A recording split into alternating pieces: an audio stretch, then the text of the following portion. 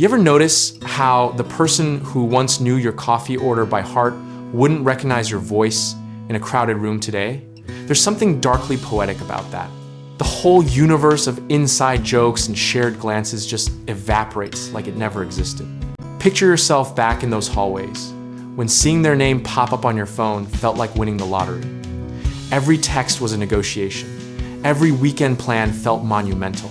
You're building this entire world with someone, brick by brick, thinking it's permanent architecture, when really, you're just stacking cards. So here's the question nobody asks out loud. How does someone go from being your entire emotional infrastructure to just another face you might scroll past online? The transformation is so complete, it almost feels like a magic trick. One day you know exactly how they take their coffee. The next, you don't even know if they still drink coffee. The mechanics of it are actually fascinating when you break them down. You spend months or even years becoming experts in each other, learning every micro expression and mood shift. Then life does what life does, and suddenly all that specialized knowledge becomes completely useless information taking up space in your brain. Here's where it gets weirdly philosophical. The person you're missing doesn't technically exist anymore. Neither do you, really. You've both gone through dozens of versions of yourselves since then. The you from back then who loved the them from back then are both extinct species. But your brain doesn't care about that logic, does it? You'll still catch yourself wondering about them at random moments, triggered by a song or a smell, or just the angle of afternoon light.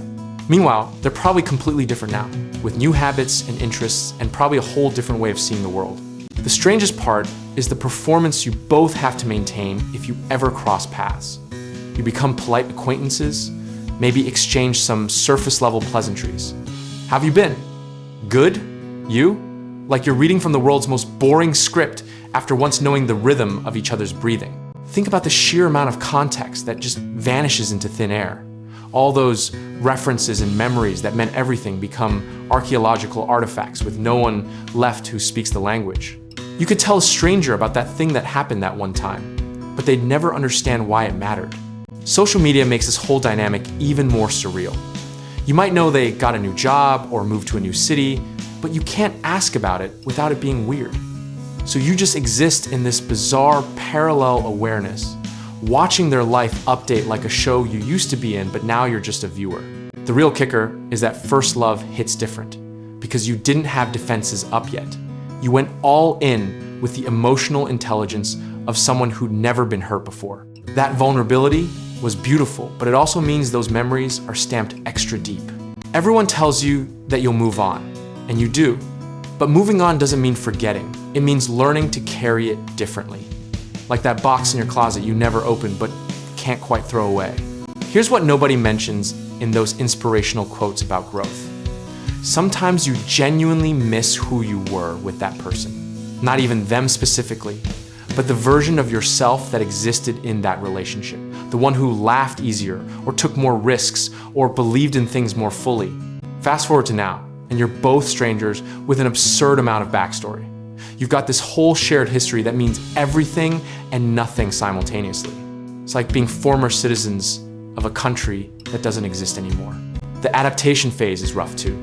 You have to relearn how to be a person without their constant presence. Suddenly you're making decisions without considering their opinion, going places without thinking about whether they'd like it. It's freedom and loss wrapped up in the same package. And here's the philosophical curveball. Were they ever really who you thought they were? Or were you both just performing versions of yourselves? Teenagers are basically method actors, figuring out their characters in real time. Maybe the relationship was real, but the people weren't quite fully formed yet. The persistence of those feelings, despite all the logic, is almost laughable.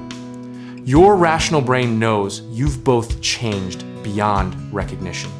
Yet some part of you still keeps that torch burning, even if it's more out of habit than anything else. What makes it especially absurd is that if you met them now for the first time, you might not even like each other. Different values, different interests, different everything. But the ghost of what was keeps you tethered to something that can't exist in the present. Sometimes you wonder if they ever think about you the same way. Spoiler alert, they probably do, just maybe not at the same moments you're thinking about them. You're both out here occasionally haunting each other from a distance. The whole thing becomes this weird closed loop in your personal history. This person who shaped how you understand love and loss and vulnerability, but you can't exactly call them up and say thanks for the life lessons. So they just exist in this permanent state of unresolved past tense.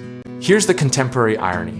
In an age where we're supposedly more connected than ever, these emotional ghosts multiply. You've got digital breadcrumbs everywhere, reminding you of people who are functionally dead to your current life. Delete the photos or keep them. Both options feel wrong somehow. Every now and then you'll have this flash of wanting to reach out, just to see if any ember of that connection still exists. But you don't, because you know it would be like trying to reheat day-old coffee. The components are all there, but it'll never taste the same. The real mind bender is accepting that you can simultaneously miss someone and be glad they're not in your life anymore. Both things are true. They change you fundamentally, but they also belong to a chapter that needed to end. What's changed and what hasn't is this. First love still hits everyone like a freight train that hasn't evolved. But now we've got this digital afterlife where those relationships never quite die. They just fade into the background noise of your timeline. Progress, right? And maybe that's the ultimate lesson buried in all this nostalgia and weirdness. Some people are meant to be formative, not permanent. They teach you how to feel deeply, and then they leave, and both parts of that equation are equally important. So here you are, occasionally missing a person who doesn't exist anymore, while being a different person yourself. That's the game nobody tells you about when you're making out behind the bleachers. But tomorrow, you'll probably find some new way to complicate your emotional landscape, because that's just what we do.